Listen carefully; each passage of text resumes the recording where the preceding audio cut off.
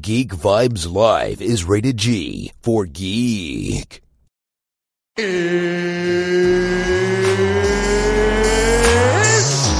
time! Hey, this is Matt Lesher. This is Phil Lamar. Hey, this is Robin Taylor, a.k.a. the Mcginnis of Gotham, and you are listening to Geek Vibes Live. And here we go.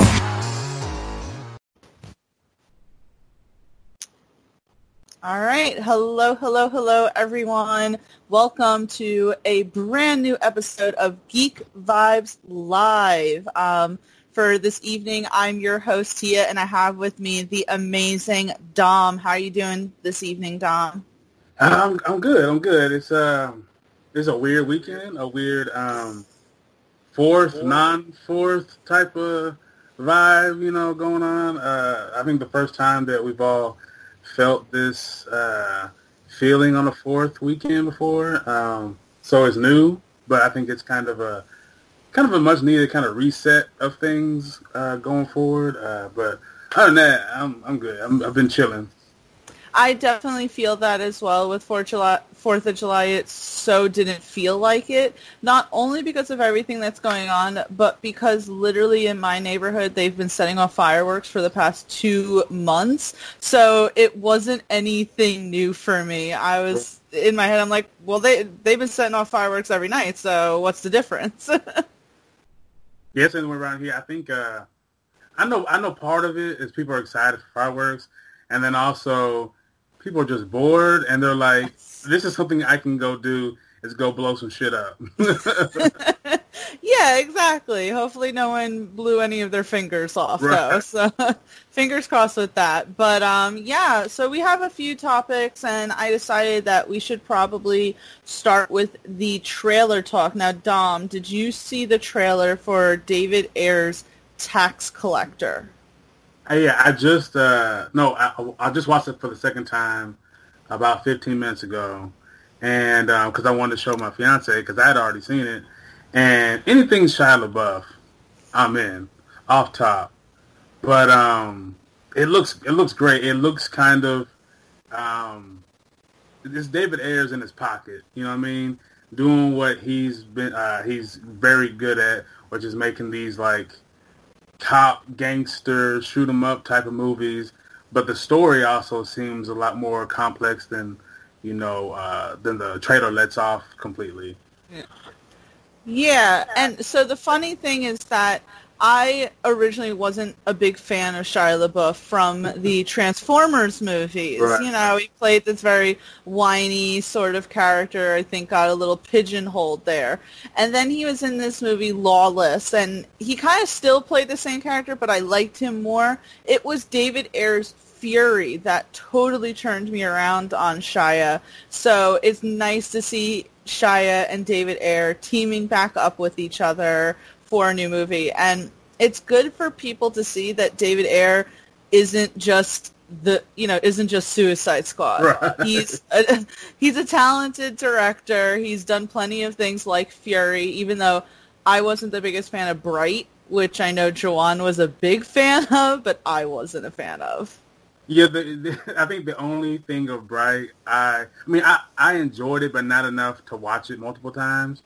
But there was one particular part that I wanted to use in my personal podcast because there's a point in the movie where he says something about chopping it up with the homies, and I was like, that's perfect. But I was like, they're going to sue me if I use that. So I just I recorded it, and then I had changed the pitch, and I just decided not to use it because I wasn't trying to. I had Universal come after me once before for talking about Eminem. So I was like, I'm good. I'm not going to do that again. But I do like that what Ayers is able to do is to take these people like a Will Smith, like Denzel, like Shia, and who are like these kind of wholesome family type names and flip them into like these badasses. The way Shia looks, it looks like he's the badass. And I do want to. I saw David respond to somebody, which I knew was going to happen. As soon as I saw the trailer, they said, is Shia LaBeouf supposed to be Hispanic or Latin? And he was like, have you not seen people who grew up around other people? He just somebody who grew up in that neighborhood. So he talks the talk. He walks the walk. And I think we all know people who like grew up in a culture that was opposite their own. And you can't help but embody it because you grew up in it. So I know they're going to catch some stupid flack for that, but it doesn't seem like he did it in a mocking way. It just seems like a guy who grew up around a whole bunch of Latin gangs, and that's just who his character is. I'm glad you brought that up because it was something that I wanted to bring up as well. And as soon as I saw... At first, I didn't even think about it. At first, I was just thinking, wow, Shia looks awesome. He does. I think he probably looks like the most badass that we've ever seen him. And if I could say from a female perspective, he looked hot. You know, I was like, oh, cool.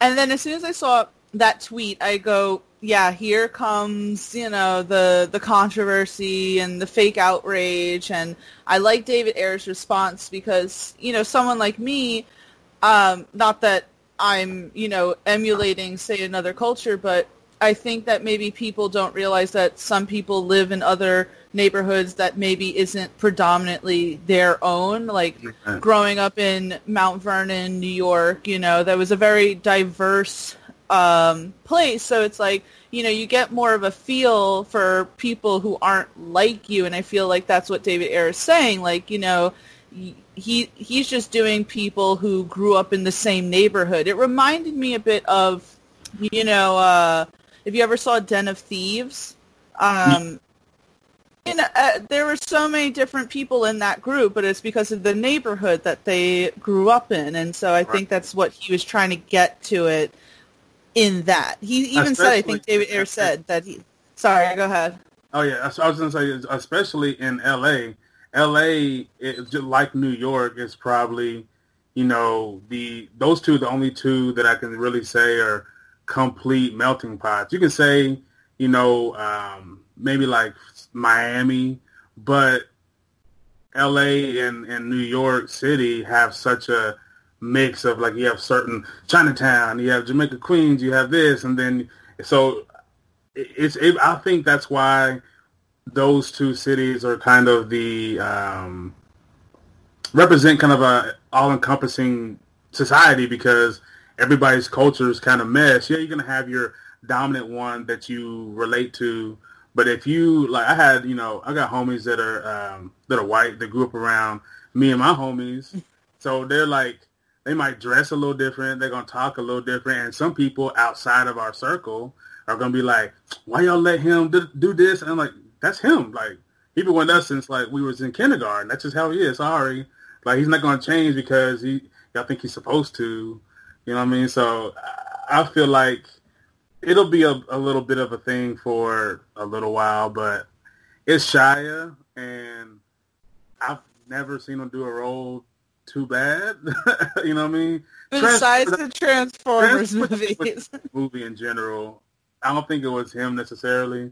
But anything since in the past, like 6, 7, 8 years, I mean, you can't argue with his outcomes. Yeah, I 100% agree with you. I'm excited to see this. I love the idea of it, that they're these tax collectors and then suddenly they have to deal with, I think I read in the description, it's a warlord from Mexico comes back into the neighborhood and that sort of kind of intermingles with everything. So it's going to be badass and I'm super excited to see this. Yeah. David Ayer, I wish would stop getting so much hate.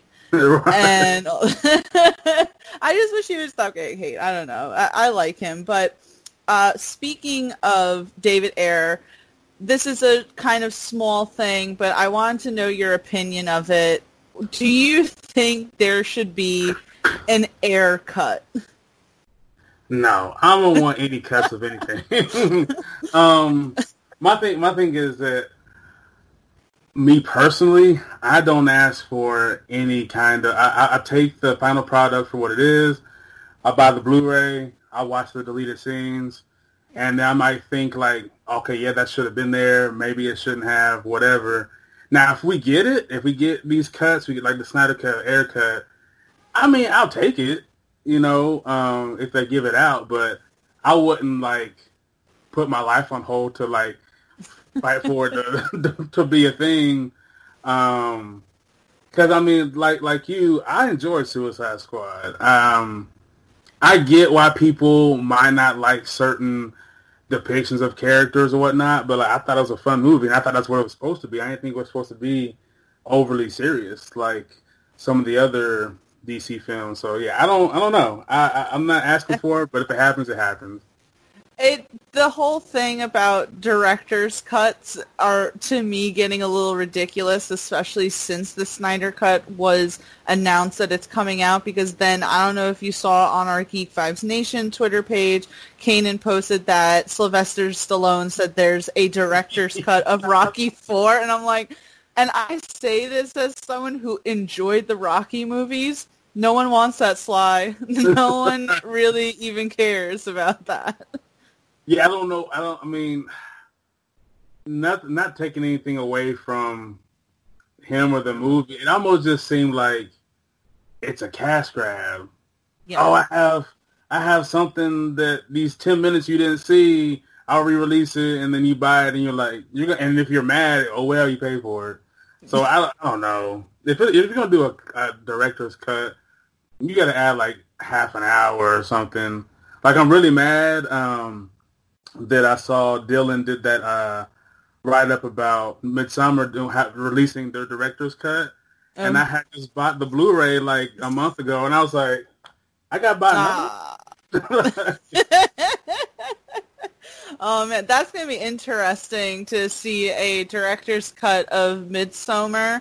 Kanan absolutely hated that movie, so that just kind of makes me giggle every time that movie's even mentioned, which I didn't mind it. It was definitely interesting, but that'll be fun to see that. Yeah, I just wanted to ask about the Ayer cut just because I see him now like really campaigning for it, and I get that it seems like with Warner Brothers, they're very restrictive to what the directors do. They got a lot of input that they want into their movies, which is funny because Birds of Prey posters right behind you, and and someone I think was saying, I think Kathy Ann herself was trying to allude to the fact that there may be a Birds of Prey cut.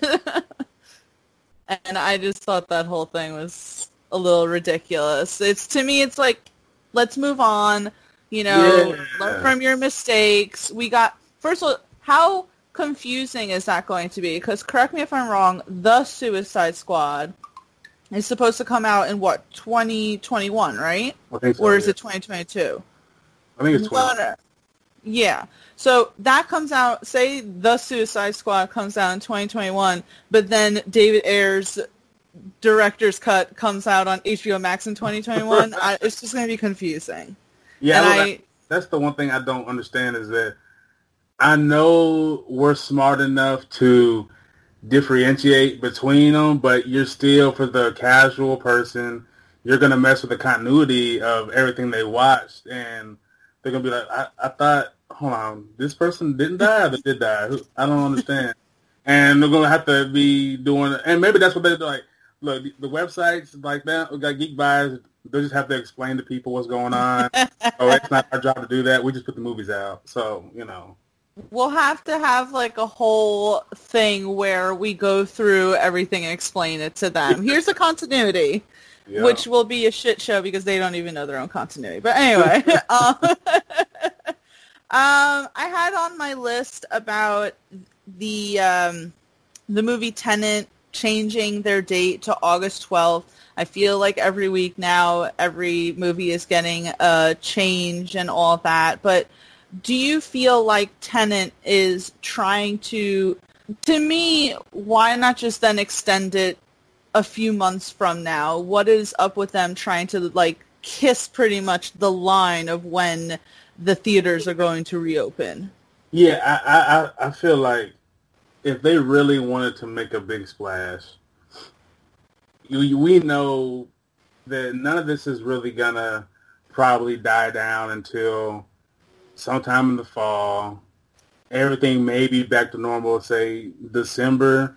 And with them, I think when they pushed the Oscars back to like April or something like that. Something like that, yeah. Release your movie later, and your movie will be fresh in people's memory for these awards. Because I know people, whether or not they, boast about it, they are trying to win the awards with some of these, like Tenet. Tenet wants the money because I'm sure they spent a lot on the budget, but they want those awards to go with it. Because I feel like there's a lot of movies I've screened so far this year that they're okay with digital release, and it's doing just fine. But something like that, of course, the way that it's shot probably has to be seen in a certain theater, certain screen, certain sound. But yeah, I think I would let some other movies be the first ones to be, volunteered as tribute when the theater's open. But hey, yeah, you go ahead. Oh, you didn't do well? Cool, we're going to wait. Because you don't want a big movie like that to be tossed out there, floundering, and then no one goes to the theaters, and then it tanks, and they're like, we're just going to re-release it in December. And it's like, why don't you just hold it till December? So, yeah, I don't know why they don't just wait, because at this point, it just seems like you're just trying to remind people that it's coming out. Like, hey, just to let you know. Yeah. I don't know. It's weird. In my opinion, I think, and I think I've said this on other shows before, but the movies that were, say, just in theaters when everything closed down, like, say, Bloodshot or even Invisible Man, put those out as the first ones. The ones who, maybe they were only in theater for a week or two and then everything got shut down. Put them. Hell, put freaking Hamilton or something in the theaters. Right. I mean, something else than, say, these big movies that they are going to need to make back their money.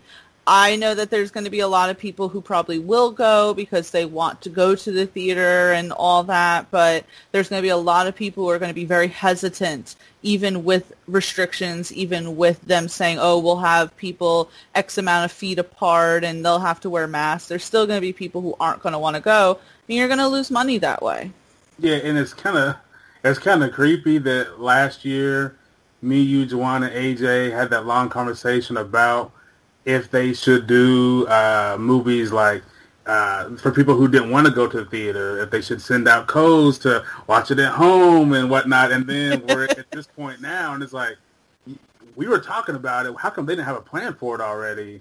You would think that this is a thing that you think of. I know that pandemics are a rare thing, but anything could happen, to where you have to have a plan going forward. And clearly no one did. Hollywood is hella confused right now because I keep seeing, we're going to start shooting in 2 weeks. Okay, 5 weeks. Okay, 2 months from now. Okay, we don't know. And I think I saw an interview of I can't remember who it was. It was an actress, and she was talking about their scenes. They have to be tested before they, in temperature and whatnot before they shoot the scene. And they try to do it, and then they got to go back and then be retested again. And it's just a lot of, it's going to go back to, some of our regular movies that don't take a lot of CGI or action sequences. Nowadays, take about a month to shoot, month and a half. And now those are going to take 2 months probably because of all the precautions we have to take. It's got to be done. It's just it's a strange time. It's a very strange time. Yeah, I've had a few interviews where I've asked the actors, how is it going to feel when you have to do these certain sort of scenes where you're fighting up close with someone or even sex scenes, and them saying that people are going to have to maybe rework the scripts to kind of maybe eliminate those type of scenes, but it is going to be a different way that they're going to have to shoot these movies, and they're going to take longer, and honestly they're probably going to cost more now at this point. Yeah. I was trying to see, that's why I'm like looking down. I was trying to see on our Geek Vibes Nation page when they said that they were planning to start production back up on the Falcon and Winter Soldier show, because I think that is very close. Oh yeah, okay. Here it is. So via The Hollywood Reporter, the Falcon and Winter Soldier show and the Loki show look to resume filming this August. How plausible do you think that is? They'll probably still stick with August. It'll just be like the last week of August. Because it seems like everything right now is play it by ear, because we've seen if you open things up too early and people are taking upon themselves to not care about everybody else, then we go backwards. We went from being, like, especially here in Tennessee, we went from being very close to phase 3, now we're back to phase 2, because people, I don't care. And it's like, you may not care about yourself and the mask for yourself, but it doesn't take away from the fact that if we don't wear them, they're going to keep shutting things down. So it's just like, you know how they say, rip the Band-Aid off, put the Band-Aid on, okay? It's going to take a minute.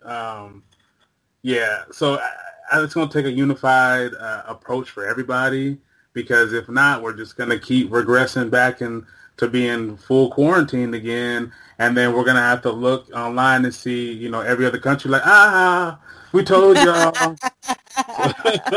We're doing good right now. You guys are all... Well, so 2 things really quick. So in New York, tomorrow literally starts phase 3, but they had to take something out. So it was supposed to be indoor, like restaurants could start allowing people to come indoors and sit, and they had to do away with that. So I'm not sure technically what else is in phase 3, but that got taken out. And then also, I will say though, Canada has their own versions of Karen. I don't know if you saw that on Twitter, but apparently they're called Letitias now, because there was a Letitia going to a hospital for a suspected broken finger, and she wasn't wearing a mask, and the nurses and doctors kicked her out. And she made like a video about it, and it's like, boo, you're in the wrong there. Right. So, I don't know. It's something about wearing a mask, seemingly people want to rebel against it. And I know this is way off topic, but I'm thinking that they're going to have to start in movies and TV shows, like promoting the masks. Yeah, like have characters suddenly wearing masks so that people can like get it in their heads or something. Yeah, this will all tie into that Michael Bay movie that they're doing, that pandemic movie. Yeah. Because I'm sure he's doing rewrites right now, like, okay.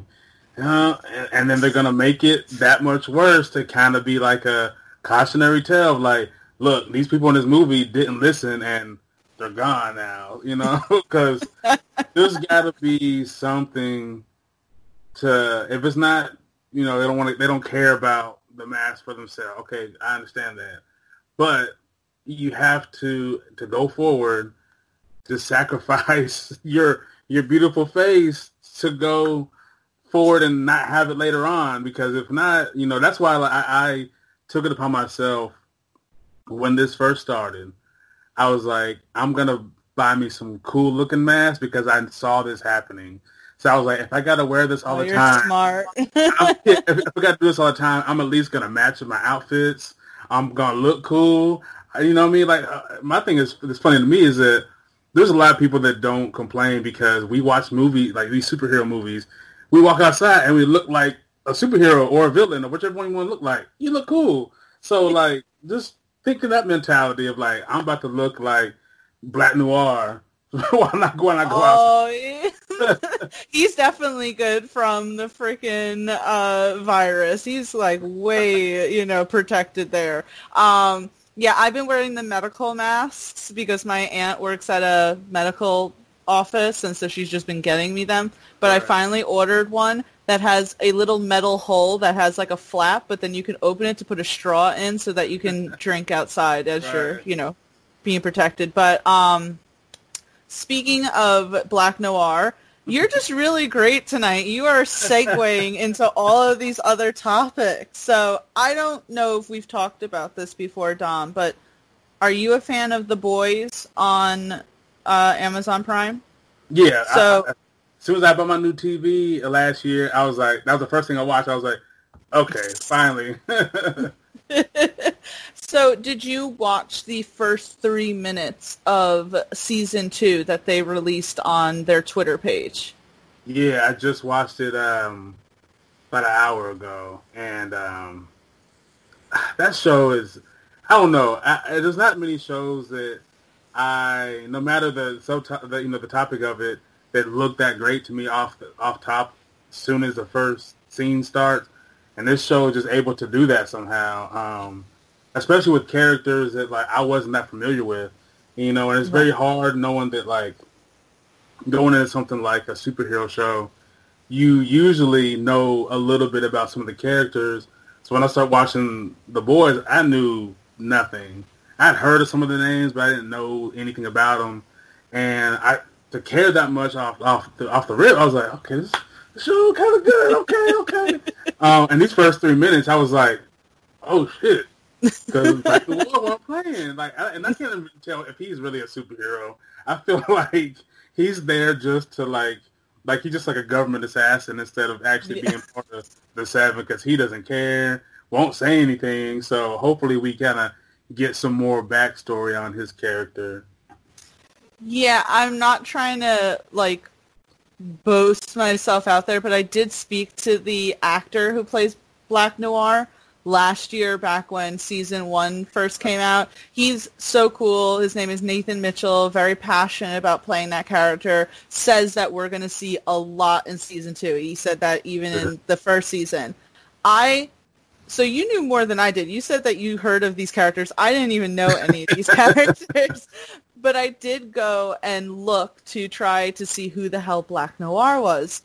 And I did find out something. I'm not going to say it on air and spoil anything, but I tried to ask Nathan if they were going to go in that direction, and of course he remained tight-lipped on that. But yeah, those first 3 minutes, first of all, I love Sympathy for the Devil by Rolling Stones, so you play that and instantly I was like, awesome. And I love Giancarlo Esposito, so seeing him in the first 3 minutes is awesome. And I couldn't tell what they were chopping away at that statue of the Seven. I don't know if you could. Okay. Mm-hmm. Yeah, I couldn't tell who they were trying to get rid of, because it certainly couldn't have been, the, what was his name? The Invisible Guy. Unless they were trying to get rid of the Deep, if he's not in the Seven anymore, technically. I that, with that new character, Stormfront. She's replacing somebody, I think.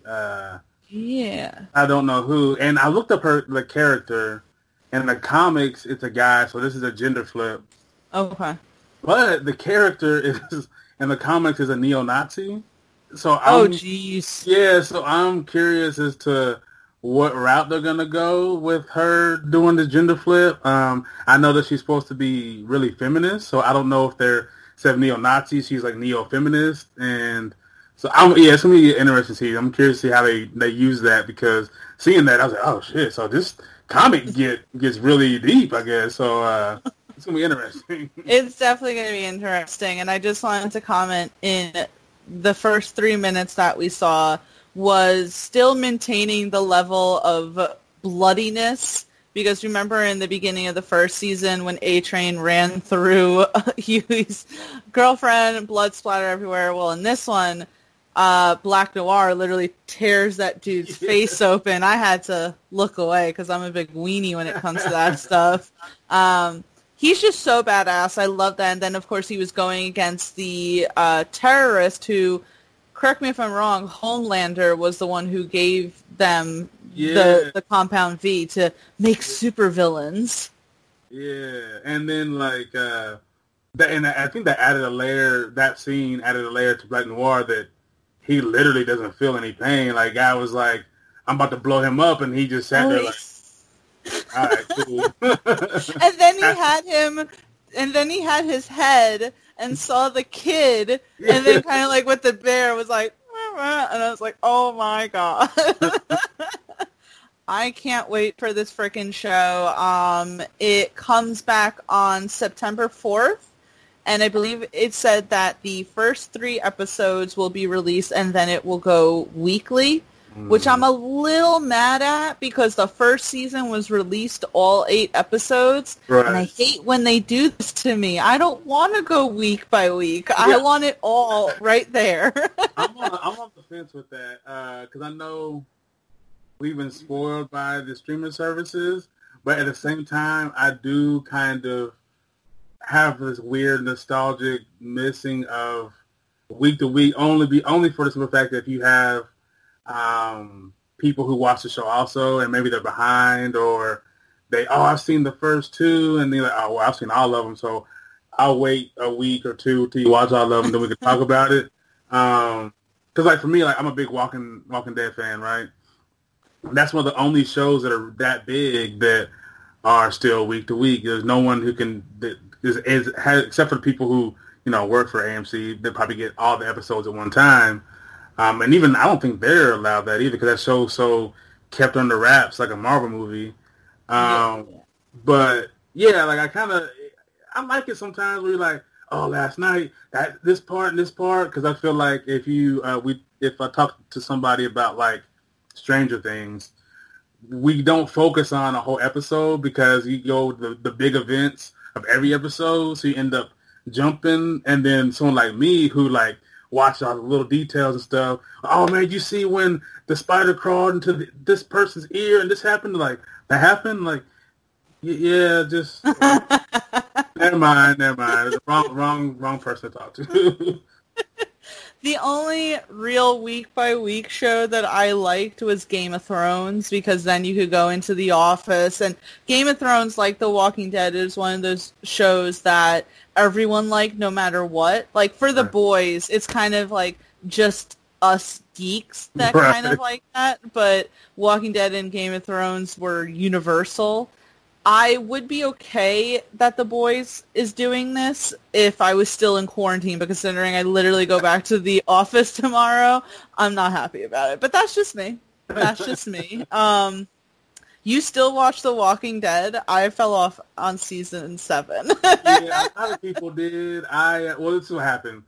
I think there was, I think they're on 10 now.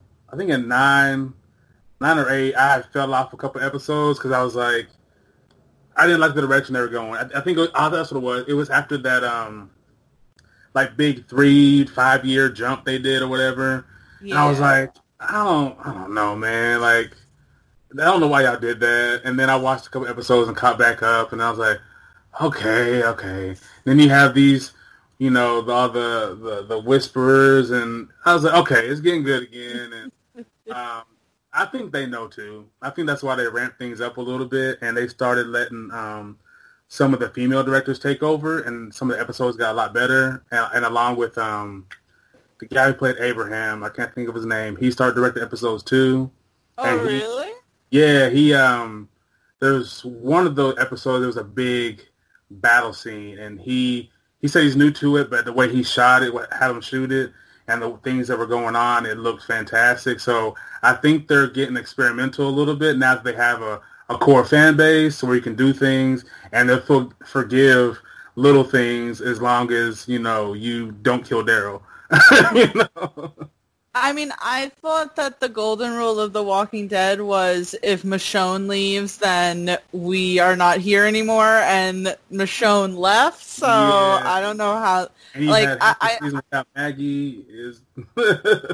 I'm just saying that you can't ride on Negan forever, which, since we're talking about it, I didn't even have this in my notes, but I just thought about it.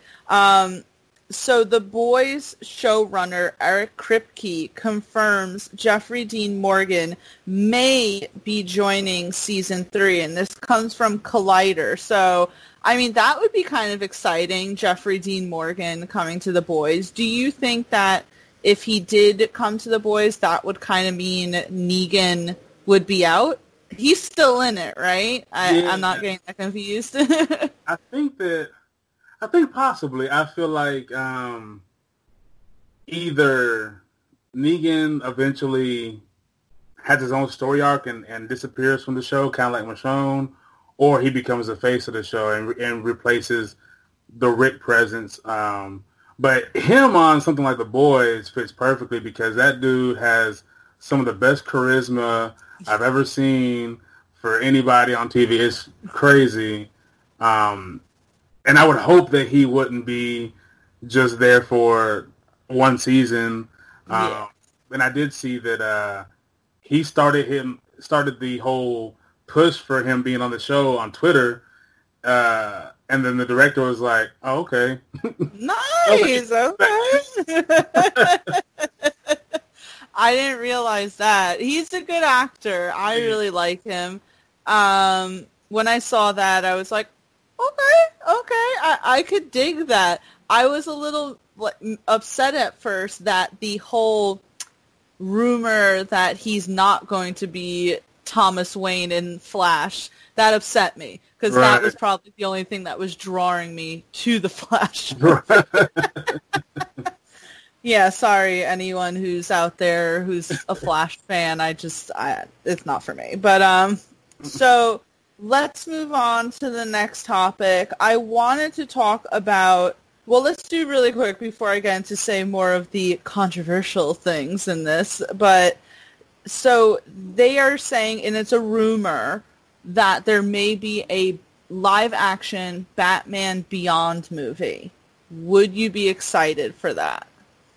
Yeah, I think watching that, I remember the animated series, it was a little, I think that's when I started playing football. So I didn't focus on it as much because then I turned into a jock and it got kind of weird. And I had to balance like geek and jock. I had to put them together. But no, I mean, that going back and watching those episodes, that just like the Batman animated series, ahead of its time. No one else was doing anything like it. So if they're able to do it correctly, I think it could be very good. And I think those are characters that people want to see because it seems like a big majority, besides Jawan maybe, want to move past Bruce Wayne as like the Batman character. I mean, he likes Batman in general, so maybe he's just like, oh yeah, I'm with it too. But I think people want to see someone, just like James Bond. You don't want to see Pierce Brosnan play James Bond forever. You don't want to see Daniel Craig forever. So maybe you don't want to see Bruce Wayne as the Batman. Maybe you want to see, I can't remember Beyond's character's name. Terry McGinnis. Terry, yeah. So maybe, I'm down for it, especially when the suit's going to look different. It has different technologies able to do. And then if we get this old, kind of grumpy Bruce Wayne in the cave, that dynamic would be fun to watch. So, yeah, I'm down for it. Yeah, I watched a lot of Batman Beyond as a kid, and I liked the contrast between that and, say, Batman, the animated series, which always felt like it was more so 1940s noir. And then you get Batman Beyond, which is so futuristic, and his suit is sleeker and, all of that. I thought that was really cool. Yes, Juwan was always of the mindset of, we need to earn that. We haven't had a proper Bruce Wayne. And I'm like, Bruce Wayne is James Bond at this point. We've had about 5 of them, maybe even more. I'm okay with moving forward. I'm okay with featuring Terry McGinnis for all of us fans who grew up watching that series, and especially if they're going to, say, completely discard Ben Affleck's Batman. They're saying that Robert Pattinson's Batman is in a separate universe of his own, and then they're bringing Michael Keaton in. You can't have Michael Keaton around fighting. That's just unrealistic. I love Michael Keaton. And listen, I love Michael Keaton. He was a fantastic Batman. He was a fantastic Beetlejuice. I liked him a lot as Vulture, and that's cool seeing him back. I don't want to see him waltzing around in the cape. It would be a lot cooler for him to be more of a mentor to a young Terry McGinnis. And can you just imagine how cool that suit would look in a live-action capacity? Yeah, it would look so good, especially because every time we get a character with an iconic suit, we get texture with it, and the texture makes it look that much better. So yeah, I'd be excited to see that. I'd be really excited. Off of the top of your head, and I don't have anyone off the top of my head, so I'm putting you on the spot here. Who would you cast as Terry McGinnis? Oh, that's a good question. It'd be really hard because, I know off top, most people, for a younger character that could play the character for a long time, they probably say someone like Chalamet. But if Chalamet pops up for everything, that is true. If he was willing to dye his hair like a dark brown, I would love to see the guy from that movie, I Am Number 4. I don't remember his name. I know who you're talking about. But yeah. He has the build, he has the jaw. He's already played in like action type roles. I think I had him on one of my fan casts for Batman for last year when we did it. So I want to see that guy in this superhero world because I feel like he fits. So yeah, I don't know what he would look like with dark hair, or maybe just leave it blonde and just say, we know who the character is. We don't care what his hair looks like. They can do what they want, but I think he'd be a good fit. I'm thinking very off the cuff here, and I'm thinking, what about what's his name? Nicholas Hoult, because he lost out on the freaking Batman to Robert Pattinson. So it's like, what if we had him or something? It probably wouldn't work, but I'm thinking about it. Just to have it as that. But yeah, I just wanted to mention that because I saw that and I really enjoyed the Batman Beyond series, and I've been wanting a live action forever, and it feels almost unfair that we haven't had one yet. So that's just me. But also, really quick, as far as, say, the filming goes, according to Culture Crave, Tom Cruise can resume filming on Mission Impossible immediately as he has been granted permission to skip the 14-day quarantine in the United Kingdom. How did he manage that? How did Tom Cruise Scientology got a lot of pool, apparently. He has, like, the vaccine for COVID or something. He's, like, good. He's so method. I don't know why. I think I stopped watching Mission Impossible after, like, the second or third one. I don't know. Something about it just, like, I respect the namesake of the character because, like, the mission wasn't possible, and he pulled it off. To quote Vince, which he pulls it off every time. So is it really impossible? And I mean, how old is he now? I mean, at some point, he's in his 50s. Yeah, at some point, it's gonna stop being believable. I'm like, all right, bro, you just got hit by a train and you're still alive. Cool, you're a robot. You're Terminator now.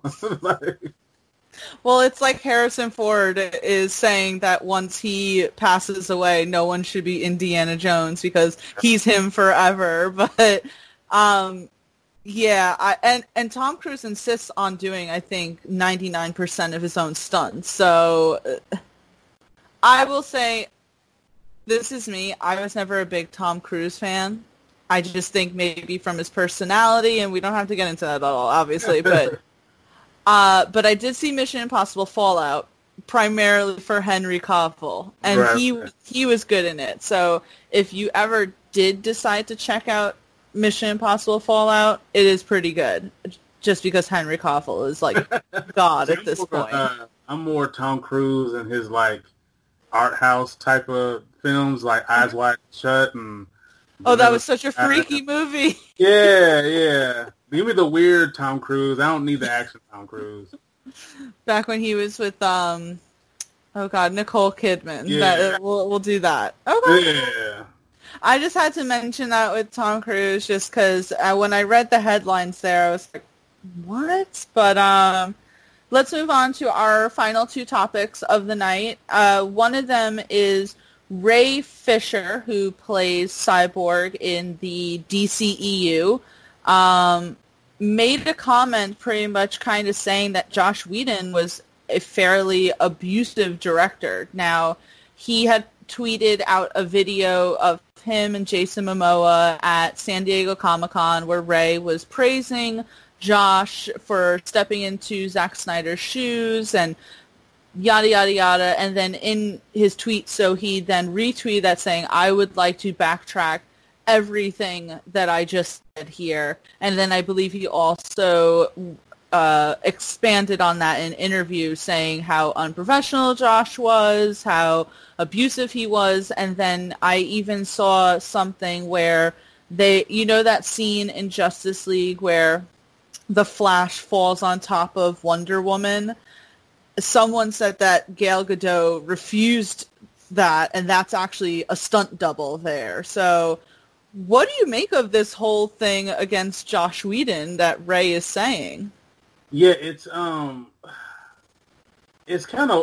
weird timing for all this kind of stuff, but it's also like, I mean, I would assume there's, I can't, wholeheartedly, believe him and not believe Joss at the same time he refutes it because we don't know without proof. But I think we've always heard with like movies, with directors, and we've even seen directors depicted in movies that they're always kind of pretentious in a way, and some of them, they go on these rants and yell at the actors and temper tantrums and all this kind of stuff. So, I mean, I don't know. I mean, I've never heard any of this stuff before with previous shows or movies that he's done, but maybe there was something that happened. Maybe he was, I don't know if it was I would have liked to assume that it was only a day or two that this went on, because I don't know how you would put up with that for a month or two, filming an entire movie, because I know myself, if you kept berating me like that, we're going to fight at some point. And Ray's not a small guy. No. So I don't know. I don't think he would make it up. So, especially because he is in this realm of this character. So I don't think he would make it up. That day he posted it, I didn't see Josh say anything. He kind of went on as like business as usual, but I'm sure, I know he saw it. I'm sure there's a lot of mentions and whatnot. And I think another actor came out and like backed up Ray's tweet saying like, yeah, like this stuff went on.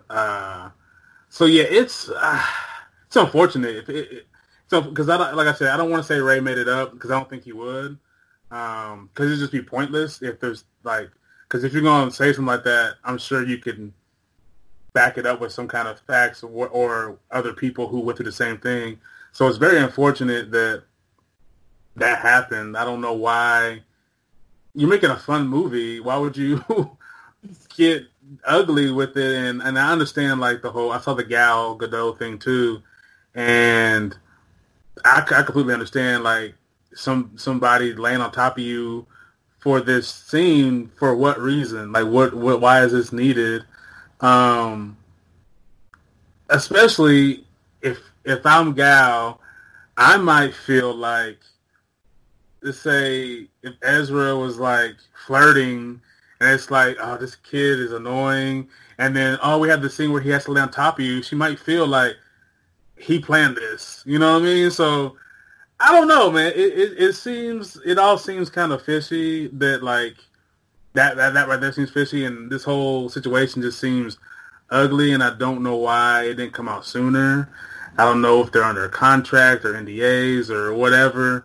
But it's very unfortunate for everybody involved, especially this DCEU and Marvel universe, because he dabbles in both. So he might have just cost himself millions of dollars and his livelihood going forward.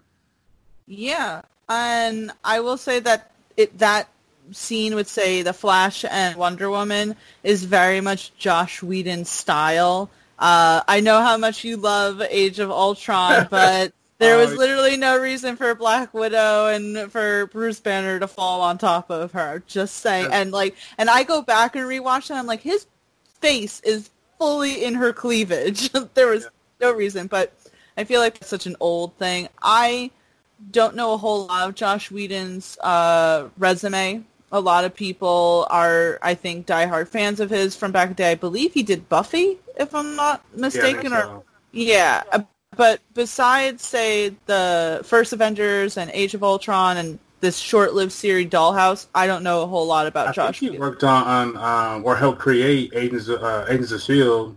Okay. Probably. You probably are 100% right with that. So the Ray Fisher's comment, I don't want to not believe him either. I will say that part of me, and just a little part of like the little part there was like, what if this is all to kind of like garner more support towards the Snyder Cut and Zack Snyder, you know? But again, that doesn't mean that I don't believe him, because as you said, directors can be like that.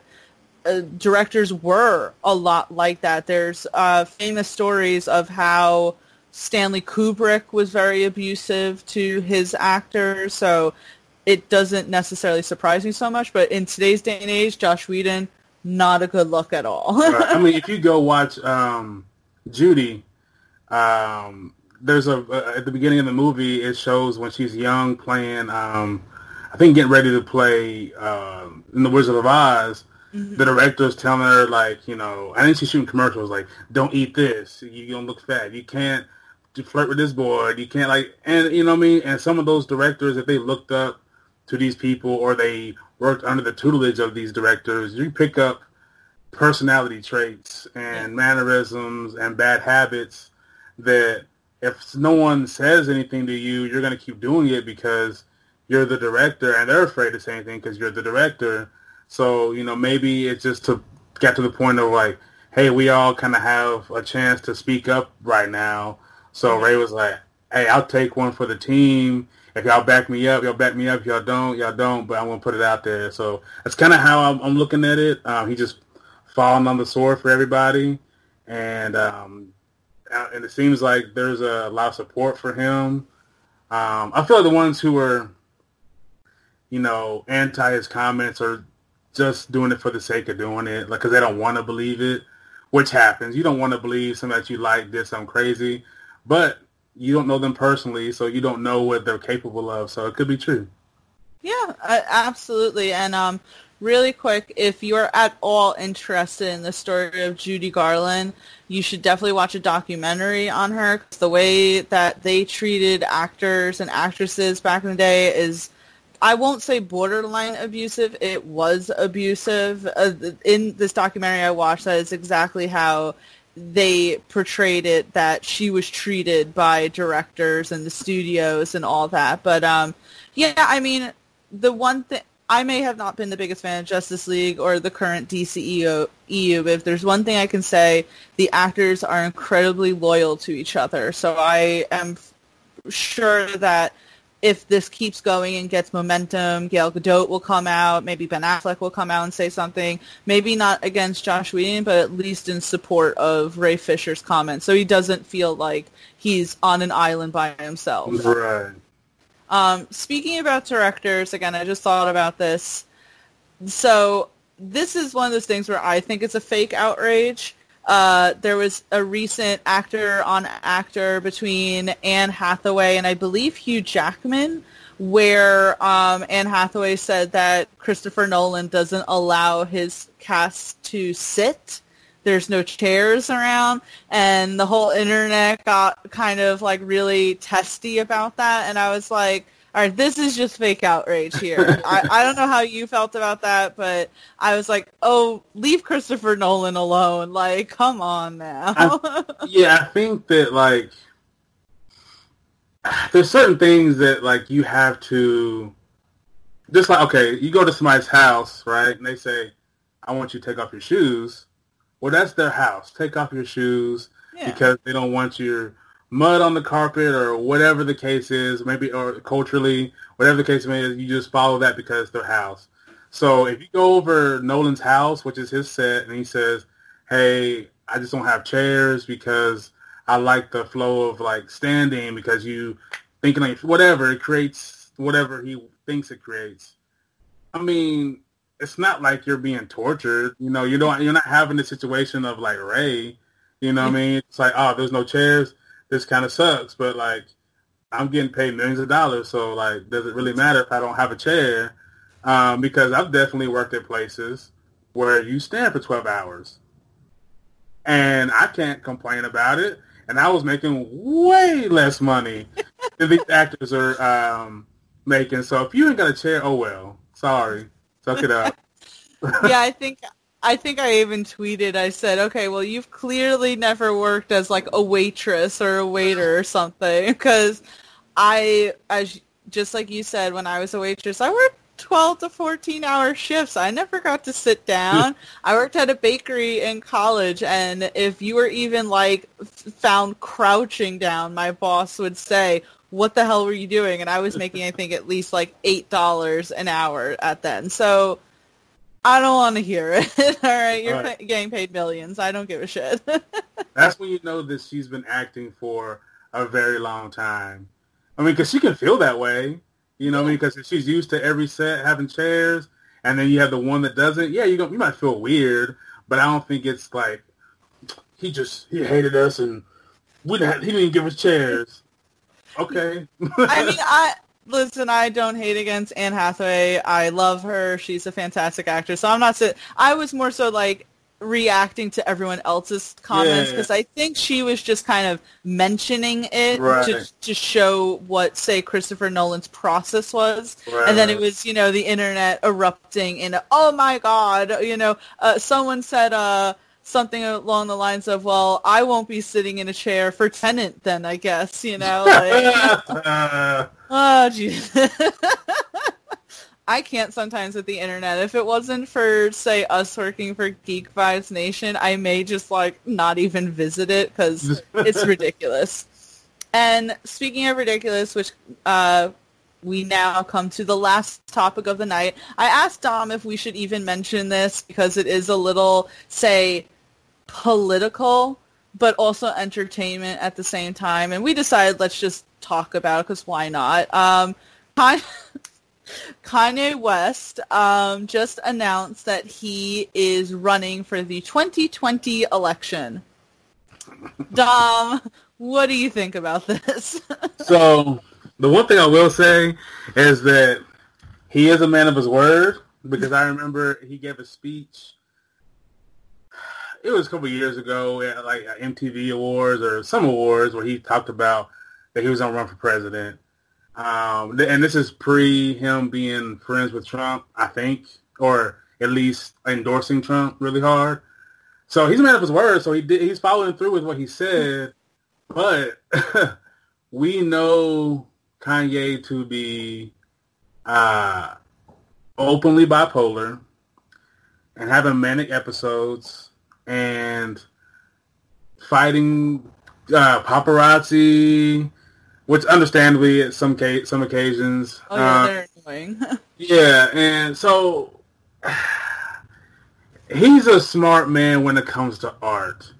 But that is definitely a person that, okay, I was watching, I don't know if you ever watched that guy, Kepler. He works for Comedy Central, and he does a lot of these interviews with, like, political interviews, because he used to work for the Daily Show, right? So he asked. It sounds familiar. Is he like a tall white guy with like blonde hair or something? Yeah. Okay. So I watched a video today, and he was asking a woman, "Would you want a woman to be president?" And she was like, "No, it's a man's job because women have more hormones and emotions, and they can start a war like that." Kanye is like doesn't take his meds, and he openly says he doesn't take his meds, and he has all these episodes. So you think he might not just be like, you know what? I don't like Poland. What? They didn't even do anything. It don't matter. Easy. Like, so, yeah. And now, like, if he really has something to say and is able to change and have a platform, of course, you're welcome to run. But, like, please don't make this more of a circus than it already is, because now you're just going to have random people running for president just because. Like, we always see in, like, shows when we were kids where it'd be like class presidents running, and then there's like a piece of wood running, and the piece of wood wins. And like, how did that happen? Because that's a piece of wood, and that's essentially what this is turning into. Because I think I saw a tweet of Tiffany Haddish saying, "I'm gonna run for president." Now, she was joking, but that's what it seems like. You never know in this.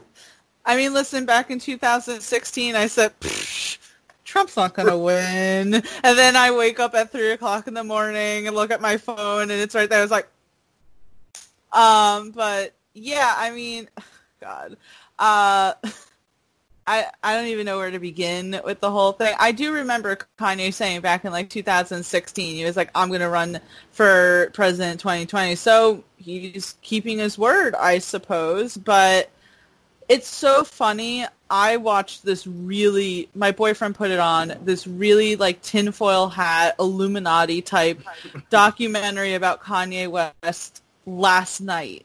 And it was all about him being like programmed by the Illuminati and everything. So I can't wait to see like what people like that say about this whole thing. Okay, so it's funny. Kelly and I were talking about this where there's the comment, oh, women are more emotional. They can't be president. They'll start wars. It's like every war has been started by a man, but okay. Yeah, I mean, to me, it's like, and it's not going to be one of those things where, oh, entertainers need to stay in their lane, right? Sure, if you have thoughts and you have, plans and everything, but Kanye is so eccentric, and it, to me, does take away from, say, the seriousness of the election, which is something that I think also happened in 2016. And it could also take away from the fact, okay, you're voting for Kanye, but then your votes could then, say, not be for Biden. And I'm not trying, if anyone's out there, I'm not trying to sway your political, vote or anything. It splits the votes. It takes away from both Trump and Biden, or there's a libertarian woman running, and I can't remember her name. I think it starts with a J. Is it Jill Stein? I don't think so. She has like a short first name, long last name. Okay, then it may not be her. But yeah, I feel like that's just him saying that, being able to say like, I did it, and that way you're taken away from serious candidates, whether it be Trump or Biden or this woman. It takes away from them, and you're not even, there's no way, like, and my thing is too, with him, there's people who are meant to be leaders, right? And there's people who are supposed to be part of a team, but not necessarily the captain of the team. And Kanye is not a leader. Like, he's never been a leader of any of these things we've seen him a part of, whether it be, fashion, music, whatever. He's always a strong right or left hand of a big monster, but like never the head of it, because some people are just better off adding to or helping steer a direction. But being the leader and having to make some of the toughest decisions you have to make, are you gonna be able to do that? And I think that he really needs to sit down and like, hey, I couldn't even decide on the date for my album. I don't even know if I can figure out, you know what I mean? And also, Kanye has an album coming out soon, so... Oh, God. This all could just be a promotion for his album to get people talking. Because that's the thing nowadays, with especially within hip-hop, every time someone has an album coming out, there's some kind of beef or some kind of controversy. Like, recently, you have August Alsina saying, yeah, Will Smith gave me his blessing to have relations with Jada. Oh, God, I heard. Yeah, but he has an album coming out soon, too. Wow. So, I don't, you know what I mean? Like, it all is about timing, and it's very, they plan this stuff out, especially with this quarantine. They've had plenty of time to plan on all this stuff, because if Kanye really wanted to run for president, you would think he would have announced it a long time ago, where he wouldn't have to fund himself, because now you have to raise money to help you do this, unless he just runs off a Twitter campaign. I don't know. Maybe he will. But, and what would Kanye what would he even run as? I don't know. I don't even know what his whole platform would be. Like, Go buy. I don't know. Go buy my $3,000 shoes or something. Like, I don't know. He just has and this is, I know it's not that serious. He just signed like a 10 or 20 year deal with Gap for his Yeezy collection. Okay. So you, as a president, I don't think you're supposed to run a business or have, that was Trump's whole thing was like, you can't run your business, so you put that in someone else's. And we know Kanye is a control freak when it comes to creative things, especially his fashion. You can't do that to run the country. So there's no way this is real. There's no way. There's no way. I wholeheartedly believe. Sorry, go ahead. I was going to say, we said that before, too, so. But that's what I'm saying. I want to sit here and I want to laugh it off, but that's what I was doing in 2016, and then, like, this happened 4 years later. Right. I will say the one last thing I will say about this is, if Kanye is serious about this, and if people vote him in, that means the Kardashians are in the White House. Yeah. That, to me, is actually scarier. Like, as eccentric as Kanye is, and I don't want to take anyone who's listening or watching this, and I don't want to say at all that it has anything to do with his bipolarism or anything like that. I don't want people getting offended there. But the Kardashians having their toes, and let's us not forget who the Kardashians are friends with. He's orange, and he has a really bad toupee. Yeah, and I don't know who would be in his cabinet. Like, he doesn't know all these political people, all these politicians. I don't think on a personal level. So, like, if he did get voted in, who's his vice president? Yeah, who's his Secretary of Defense? Who's, like, I don't know. It's kind of scary to think about. And do they still record Keeping Up with the Kardashians? Is it still a thing? It's just in the White House now? Keeping Up with the Kardashians, White House edition. Yeah. You got Khloe Kardashian running around, Kourtney, Kris, I forget the others, Kendall, and I don't know. I forget their name. Khloe. Who cares? I don't know. It's very, it's weird. It's weird. I know. I was like, we have to mention this. As soon as I saw it, I said to myself, it's just way too interesting not to talk about. But unless you have anything else you want to mention, I think that we've covered all the bases tonight, and we rock this GVL. And yeah, so Dom, please plug your stuff. Let everyone know where they can find you, what you got coming up next for us. I have a interview this week with Alina Shire, who we all know her as Adrian from Rocky. So that's coming out soon. A past interview with Sidney James Harcourt from Hamilton, and that's on, wherever you listen to your podcast, look up Geek Vibes Nation. I have past episodes, like in the hundreds, for my personal Chopping Up with the Homies. I've been working on this interview I had done a long time ago. I just had audio issues. But that's gonna come out soon. It's with a friend of mine who's a writer on LA's Finest, and you can go back and check out that Chopping Up the Homies. I haven't put out as many because I posted on Facebook that I've said so much that relates to now that I don't feel like repeating myself. So, like, if people want to know how I feel about certain things that are going on, I've already kind of talked about it years ago, last year before. And then, yeah, like, I'm on all these podcasts with GVL, of course.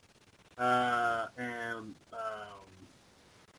I think I got a couple reviews coming out this week. I'm busy. I get screeners.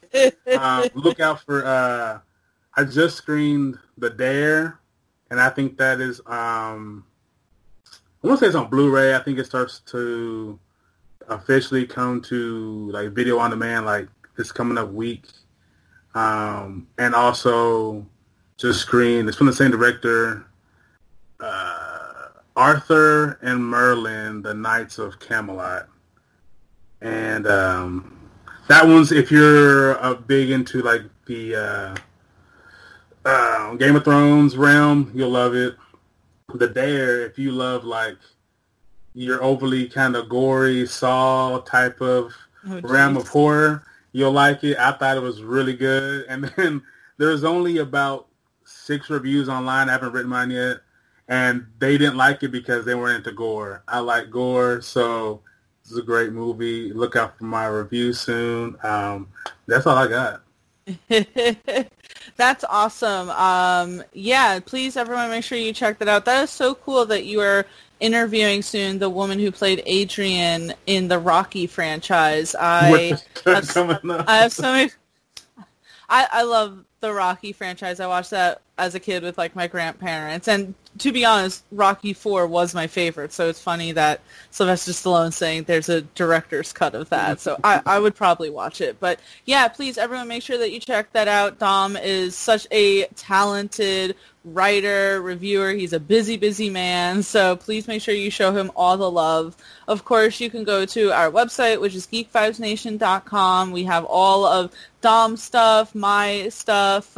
We have our podcast links there, our articles, movie reviews, opinion pieces, and of course, we have 1,000 different podcasts. Not only do we have Geek Vibes Live, but we have the Top 10 with Tia, Wrestling Geeks Alliance, Skates to Throat, They Call This a Movie, Stranger Damies, Tea Time with Tia, Marty and Kathy's Coffee Talk, and probably more that I'm forgetting. But please make sure that you like and subscribe and let us know what you're thinking, what you want us to do next. And yeah, so awesome. Dom, thank you so much, and hope everyone has a great night.